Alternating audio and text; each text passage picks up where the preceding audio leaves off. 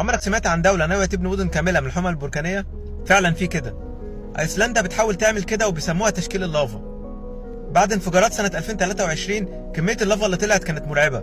رئيسة شركة اسمها ساب اركتيك قالت احنا ممكن نبني مدينة كاملة في اسبوع من اللي طلع ده.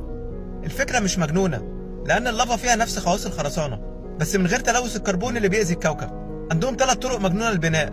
اول طريقة يحفروا لتحت لحد الماجما وشكلوها القوالب تبرد وتحول لطوب والواح بناء. تاني طريقة يحفروا خنادق حوالين البركان، واول ما ينفجر اللافا تمشي في الخرائط دي وتبني اساسات مدينة كاملة، وكمان بتحميها من اي انفجارات تانية.